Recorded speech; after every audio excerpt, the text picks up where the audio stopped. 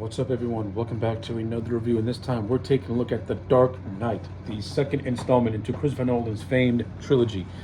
Now, like Batman Begins, this is going to be a re-review where I give my true, undisputed feelings on how I feel about The Dark Knight. So, without any further ado, let's get started.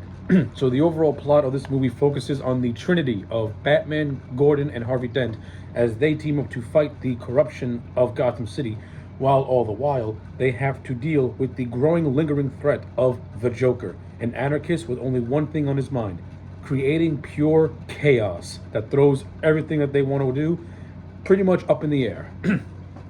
So yeah, that's the overall premise of The Dark Knight. Now, how do I feel about this movie overall? I will say this. I am and always will be a fan of this movie. When I first saw this movie in 2008, heavily loved it, enjoyed it. Thought Heath Ledger gave an outstanding performance as the Joker.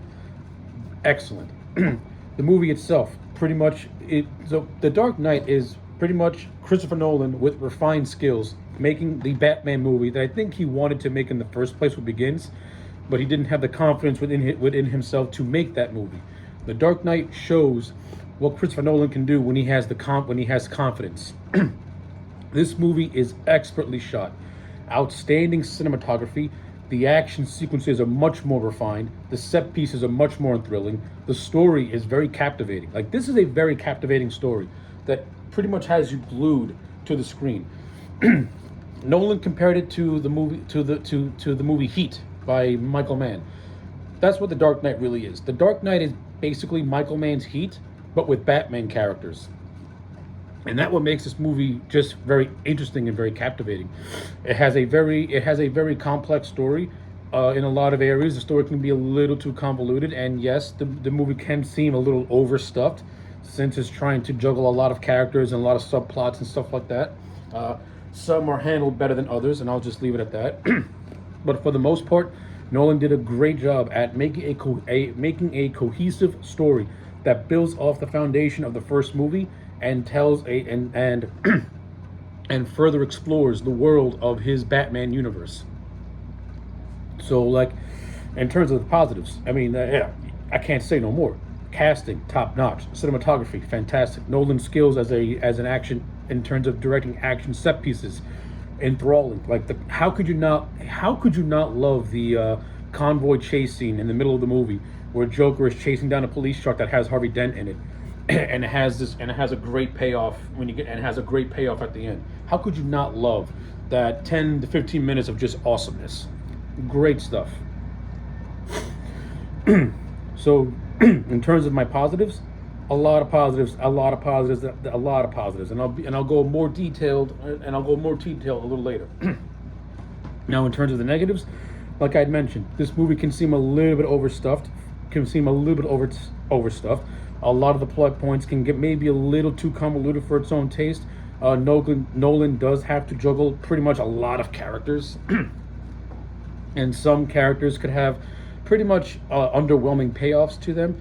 There are also certain story arcs that really do seem condensed and would have been favored in a second movie, in the Dark Knight Rises. Excuse me. Some characters have their storylines condensed, and you could have easily expanded upon in another movie instead of trying to compress everything all into one. Particularly that of Harvey Dent. And I will get to Harvey Dent when I get to Harvey Dent.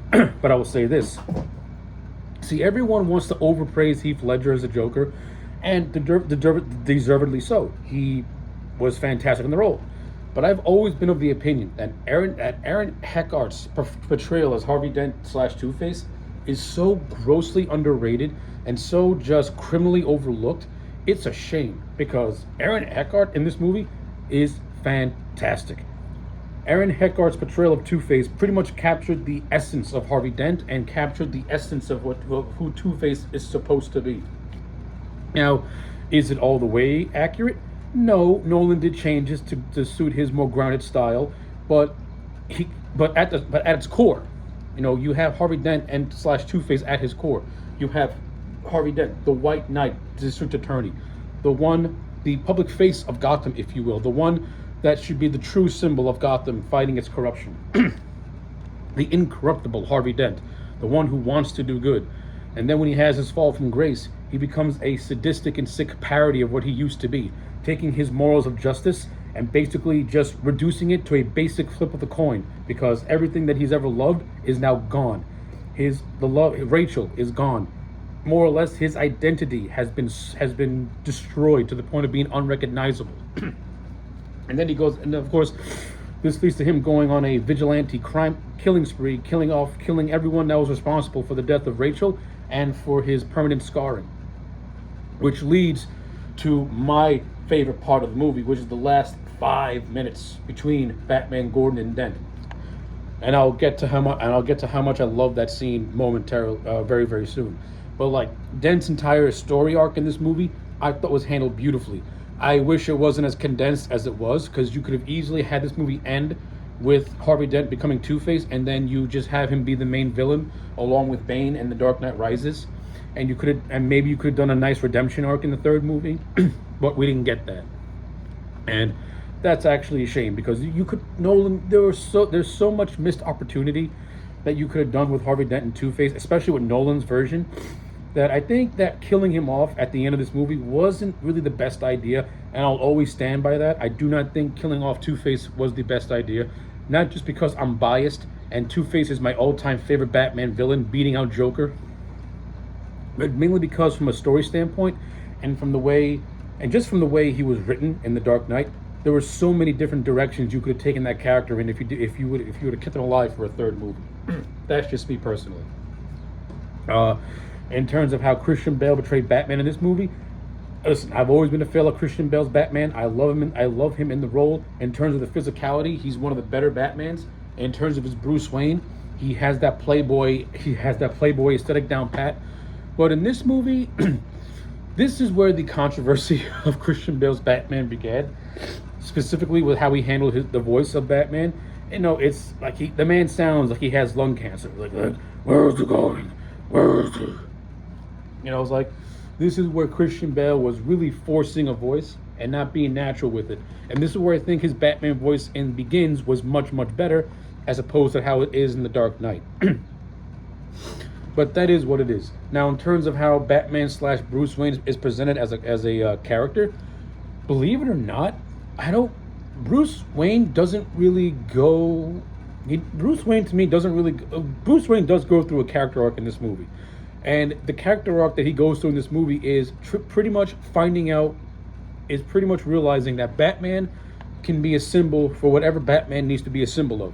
He could be a symbol of hope, or he can be a symbol of corruption. It all depends on what the situation is.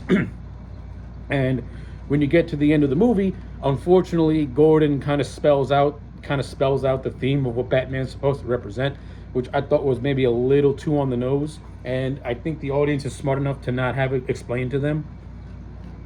But basically, Batman is a symbol for whatever Gotham needs Batman to be a symbol of. He can be a symbol of hope. He can be a symbol of inspiration and hope, or he can be a symbol of corruption and something to fight and something to want to be better than. That is pretty much Batman's character arc in this movie. Now, of course, you have some interesting things that happen as well. I actually really like the triangle with Rachel Dawes, Harvey Dent, and Bruce Wayne. I actually think it's actually handled very, very well. And it's not your typical love triangle where these two men are at each other's throats fighting for Rachel's attention. No. Bruce and Harvey, they have a mutual respect for one another. And their respect is so mutual that they don't want to hurt each other's feelings when it comes to Rachel. It's almost like an understated respect. These two have such a respect for one another that when Harvey Dent gets scarred and Rachel dies, he refuses to. He pretty much begs Alfred to not tell Harvey that Rachel was going to wait for him out of respect for his friend. I like that stuff. To me, that's mature. That's these two mature characters who have such a respect for one another that they don't want to have a rivalry with one another. And of course, that also plays into the fact that Bruce obviously knows that Harvey, he ain't gonna be the same Harvey anymore. And he just doesn't want to further add to the damaged psyche that Harvey does have when you get to the end of this movie. So I think the love triangle is actually handled fairly well, and I think the recasting of Maggie Gyllenhaal is actually very smart. Now, I didn't hate Katie Holmes in Batman Begins, but I didn't really think she had a commanding presence. Maggie Gyllenhaal, she does have more of a commanding presence, and her Rachel Dawes is a little bit more fiery in a lot of areas, and she's a little bit more headstrong in a lot of areas. One of her best scene is where she stands up to the Joker, not intimidated, and she really holds her ground against him. I like that. It shows that Rachel has got a set on her. Not to mention, I like the chemistry she has with Aaron Eckhart. I buy them. I buy the relationship of Harvey and Rachel, and that these two have deep feelings for one another. Same thing with Rachel and Bruce. I buy the fact that they also have deep feelings for one another. You know, it kind of makes you wonder, why wasn't Maggie Gyllenhaal just cast from the get-go? I think the character of Rachel would have greatly been improved from Begins if it was Maggie Gyllenhaal from Jump Street. But we got her in this, and I thought she was a nice inclusion, and she did a good job pretty much making Rachel a slightly more interesting character than what she was in the first movie. That's just me personally. In terms of Gary Oldman's portrayal as Commissioner Gordon, I love it. Gary Oldman couldn't put in a bad performance if he tried, and I love how this movie captured the essence of the triangle. This movie is heavily inspired by Year One and The Long Halloween, where Dent, Gordon, and Batman were the three closest allies, and three of them working together trying to fight corruption. You got Batman, who can work outside the law. You got Commissioner Gordon, you got Gordon, who is in the police force, but he is the incorruptible cop who can pretty much mask what Batman's doing. And you have Harvey Dent, the DA who has the balls to go against to prosecute those who need to get justice. I love how the movie establishes the relationship, and I also love how the three of them know that there's going to be heavy risk once they start going against the mob full strong, and that if they're going to do this, they got to they got to do this with pretty much all the power and all the intent that they got. So I love it. I love how this movie handled it. It handled it it handled it very, very well, very good actually. And of course, this whole thing gets paid off in the big convoy scene where pretty much Joker makes the ultimatum to Batman: either reveal who you are or people will die. And of course, they concoct this very convoluted plan that sees Gordon faking his death, Dent outing himself as Batman, all in a way to lure out the Joker. Like, this part of the movie can be a little bit convoluted because it's a multi-layered plan that really has to go off without a hitch. So you gotta suspend your disbelief a little bit. But the payoff and execution of the convoy scene, this great chase all across Gotham, phenomenal, fantastic, and it ends with this spectacular flip of the bus, and pretty much Joker and Batman having a Mexican standoff that is very reminiscent of Batman '89, but done in a much more just darker and much more just suspenseful way, in my opinion. Yeah, I can't say I like that scene more enough. It's a great scene. The execution all the way to the payoff, good stuff. And of course, I love how it's revealed that Gordon was never dead, and that this whole plan was just a ruse to get Joker off guard. And of course, this segues into my favorite scene of my favorite section of the movie is the interrogation scene of Joker being interrogated by Gordon and then later by Batman. I think the interrogation scene, from when it starts with Gordon to when it ends with Batman, phenomenal. Great stuff. To me, it's very reminiscent of Silence of the Lambs, like Ledger's channeling is channeling a very Hannibal Lecter approach with this interrogation scene. I just love it, and I love how it's shot. I love how it starts off all in darkness, and all you see is just Joker's head, face in darkness. The only visibility is his bright white makeup, while the rest of him is shrouded in shadows. I think it's a great scene. Very horror movie, like I said, very Silence of the Lambs-esque in terms of the visual aesthetic. Can't praise it enough. Great stuff. And of course, once Gordon has enough of Joker's bullshit, that's when Batman comes in, and you have this great scene where I call it the "You Complete Me" scene, where pretty much the movie spells out that Joker and Batman are destined to be each other's adversaries forever, and Joker just refuses to kill Batman because, well, as always the case with Joker, he just has too much fun toying with Batman that he doesn't want to break his toy, basically. And of course, this leads to Joker revealing that both Dent and Rachel have been kidnapped by corrupt cops who are on this mobster's payroll. And this, of course, leads to the death of Rachel and to the scarring of Harvey Dent, and kicks up the third act in which Two-Face comes into play. Now, Now, before I get into this section of the movie, let me go back to another section of the movie where all this is built around. So, I mentioned earlier that Gordon, Dent, and Batman have joined together to take down the mob. The mob in this movie is no longer run by Carmine Falcone. It's now run by Sal Maroni, played by Eric Roberts, and it's actually through Sal Maroni where the mob pretty much starts an association with Joker. Since Gotham has the Batman, the mob is now powerless, so so it's escalation. A nice callback to Batman Begins, where Gordon tells Batman, we start wearing Kevlar, they start buying bulletproof rounds. Well, the mob has to escalate, so they have their own version of Batman with Joker, a force who is more powerful than them and who is more unstoppable than they are, who can do what the mob refuses to do, which is cross the line of depravity. And it's through Joker where the mob pretty much has the ace up their sleeve, the wild card, if you will. Now, of course, when you let someone like the Joker off the hook, he ain't going to do what you want him to do. He's going to make you think he's doing what you want him to do, but he's really going to do what he wants to do. And of course, this is what leads to everything going down to Harvey Dent getting scarred. It's all because the mob pulled the wild card of the Joker, and now everything has gone thrown out, and everything's in chaos. But side note, I do like Eric Roberts' portrayal as Sal Maroni. I thought he was actually really good. I like him better than Tom Wilkinson as Falcone in Begins.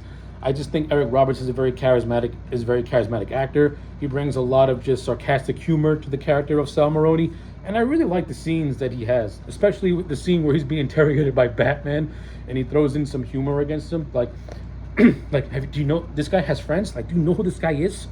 Like, I think Maroni's got some fun lines here and some fun quips here and there, and I also like the scene where he's confronted by Two-Face in his limo while trying to see his wife, and I think that scene also has a dark sense of humor to it as well.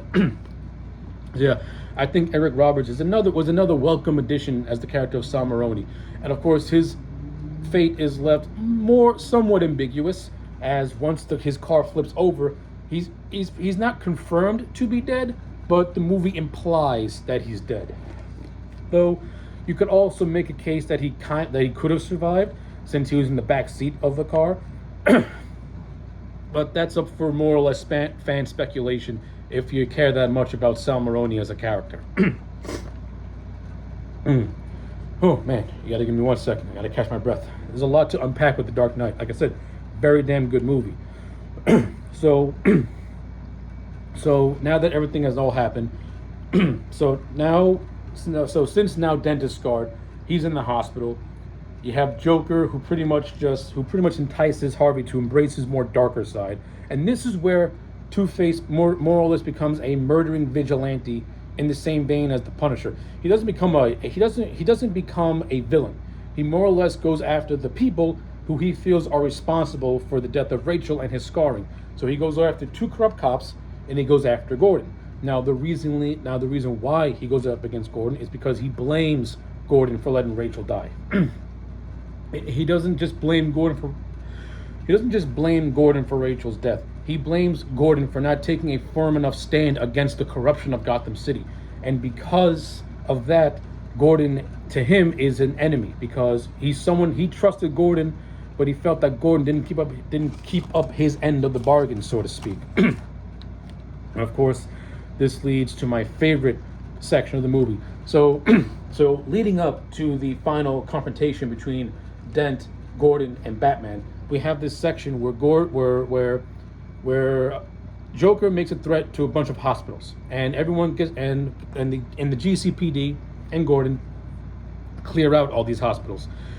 And Joker has the idea of pretty much using the patients as clowns and his army as fake victims.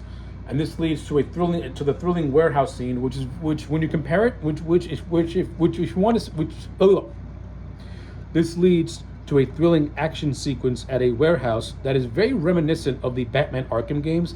Now, even though this movie predates the first Arkham game by 1 year, you still get, when you watch it with hindsight, you get that vibe that the Arkham series took some inspiration from the Dark Knight movies, because a lot of the action sequences in the because a lot of the action sequences in the Arkham games feel like the Dark Knight and the Nolan verse in a lot of ways, the way they're handled, which I think is actually pretty cool.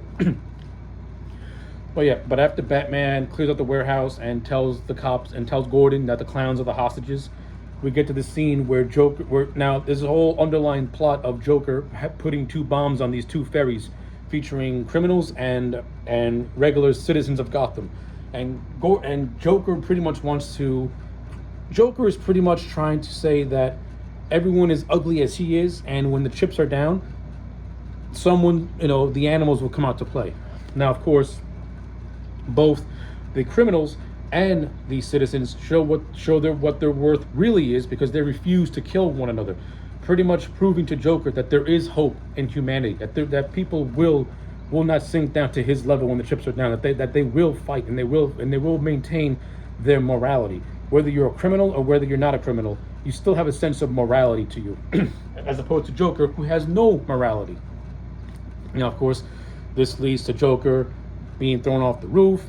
Batman, of course, doesn't kill him because Batman doesn't kill, and they have this final confrontation where Joker just basically tells Batman that they're destined to do this forever, and that he corrupted Harvey Dent. And this, of course, leads to the last 8 minutes of the movie, where we get a nice callback to early in the movie, where we see Gordon, Batman, and Dent on the rooftop. Now we see them in the warehouse where Rachel died, and now it's Two-Face Gordon and Batman. And this leads to the sadistic choice scene, which I think is absolutely brilliant. And this is where Aaron Eckhart really gets the chance to sell his portrayal as Two-Face. And you instantly feel just a lot of pity for him, because what he said was true. The Joker chose him. He's the one who lost everything. He lost Rachel. He lost his self-respect. He lost his identity. He lost who he is. What he's now fighting for has become a parody of what he originally wanted. Pretty much, his mind has been broken, and his sense of justice is now down to a basic flip of a coin, 50-50. And he does this by holding Gordon's son hostage. And he pretty much wants and see, Dent does not want to kill Gordon. He wants to kill someone that's close to Gordon. And if you're a parent, there's no one more closer to you than your children. And of course, this whole scene's fantastic and has the payoff of Batman tackling Dent. Of course, Dent falls to his death. Wasn't a big fan of that, as I illustrated earlier, because I think you could have gotten more mileage out of it. I would have ended this movie with Harvey Dent waking in the hospital with his mangled face being revealed, and then setting him up to be the villain of The Dark Knight Rises, working with Bane. That's what I would have done. But this also leads to what I said earlier about Batman being a symbol for whatever Gotham needs him to be, and Gordon basically spelling out the end of the movie for us, in which Batman is a watchful protector, a dark knight, a silent guardian, stuff like that. So, whoa, that was a lot to unload when it comes to The Dark Knight. As I say again, this movie is great. It really does deserve a lot of the accolades of being one of the best superhero movies ever made, because it really is. Even though I have done nothing but show my admiration for this movie, I actually do consider it to be kind of overrated in a lot of aspects. And not because not because this movie is bad, but I think because a lot of the good things in this movie get overshadowed by Heath Ledger. Now listen, did Heath Ledger do a phenomenal job? Absolutely. His portrayal of the Joker is iconic, with every single line coming out of his mouth now ingrained in pop culture. Like the whole "Why so serious" speech that he does to Michael Jai White's character known as Gamble. Great scene. He also has another scene where he's telling Rachel a story about how he got his scars, about him getting to bed with loan sharks. And of course, you have the great interrogation scene with him and Batman at police headquarters. Heath Ledger's portrayal is phenomenal. He captured the more terrorist aspect of the Joker character, and I like it. Ledger did a great job, but by overpraising Ledger, you forget about the other actors who do better. You have Aaron Eckhart, who in a sense is playing two different versions of the same character. He's playing Harvey Dent, the White Knight of Gotham, the one who Batman wants to be the true savior of Gotham. And then he has his fall from grace. he more or less plays a sick, demented parody of what he is now that he's Two-Face. Like, no one gives Aaron Eckhart credit for basically playing two different distinct roles. He plays the good version of Harvey Dent, and then he plays his sadistic parody as Two-Face. And they're done, and there's subtle differences to both these portrayals. Like, Aaron Eckhart, such an underrated actor, such an underappreciated actor, especially in this movie. I thought he did a great job in it, phenomenal. And then you have Maggie Gyllenhaal, who played the character of Rachel, and I thought she was handled much better in this. And of course, you have the return of Michael Caine as Alfred, who has a lot of good scenes in this movie. And you have the great Morgan Freeman as Lucius Fox, who plays that helping hand in the climax, where he helps Batman track the Joker by using a form of sonar. but in so doing that, they have to invade the privacy of everyone in Gotham. And yeah, that's like a whole political thing about how taking a real world thing that happened that's in real life of government phone tampering and stuff like that. Like, that's Nolan's little social commentary, but he doesn't throw it in your face like most filmmakers would. But it's there, and that's a give and take. You can take that with what you will. To me, it doesn't bother me at all, because I just saw it as a plot point of the movie of Batman having to use every single measure possible in order to find the Joker, because this is a threat that he just can't break, that he just can't crack. And it's actually Alfred who tells Bruce that the Joker is not the criminal. The Joker doesn't have motivation. He just does things because he just gets enjoyment out of it, and that's what really makes the Joker a very sadistic character, is because he does things just because he can. He has no motivation for things. That's what makes him a very dangerous villain, and that's what also makes him an interesting villain, because he has no motivation. He just loves chaos. He just loves to hurt and maim people. And like I said, Heath Ledger did a good job at bringing that aspect of the character out. And that's shown in the opening prologue during a bank robbery where Joker and his gang of clowns rob a mob bank, in which he pretty much tells every one of his little gang to off one another once they complete their task. And it ends with Joker being the sole survivor, because he pretty much manipulated everyone to killing themselves, to killing each other. That's someone who takes great pleasure at playing human chess with everyone that he comes into contact with, just because he can. Good stuff. I like it. So one more thing I wanna bring up before I wrap this whole up. We also have this subplot with this character known as Lau, who is basically a money launderer for the mob. And once Batman captures him, he's pretty much in police custody, but he's more or less used as a bargaining chip, because he's basically the one who is in charge of the mob's finances. And towards the end of the movie, the Joker gets his hands on him and more or less kills him once everything goes down. So yeah, that is what it is. We also have the return of Jonathan Crane, once again played by Cillian Murphy, who is basically used as just a pawn in the opening of the movie. Like, Scarecrow has like a little conversation with a drug dealer, and then gets apprehended by Batman at the end. Scarecrow in the Nolan movies will always go down as the biggest missed opportunity ever.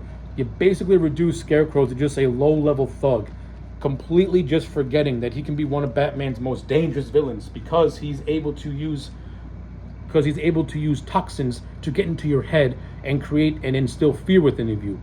You could have easily used Scarecrow in this movie with his fear toxins, or just have him as Dr. Crane get into the head of others. Like, whoa! Imagine a scene of Jonathan Crane getting into the head of Harvey Dent, peeling back the layers of Harvey Dent, exploring his backstory of where Dent came from, and that also playing a role in his and that also playing a subtle role into his transformation as Two-Face before Joker pulls the final trigger. Like, there's so many different things you could have done with Scarecrow in the Nolan trilogy, and he just gets overused. And someone like Cillian Murphy's talent is always underutilized. From Begins all the way to Rises, he's the most underutilized actor / character in this entire trilogy. So, I think I've covered basically everything there is to cover about The Dark Knight. At the end of the day, thoroughly enjoyed this movie. I still like it, which is why I'm gonna give it an 8 out of 10. It is not perfect, just from my own biases, because there's certain elements that I would have done much differently that would have greatly enhanced not only the film, but the film that came after it. But for what it is as standalone, perfect 8 out of 10. Those are my thoughts on The Dark Knight. Let me know your thoughts in the comment sections down below. Like the video and subscribe, and I will check you back next time for more.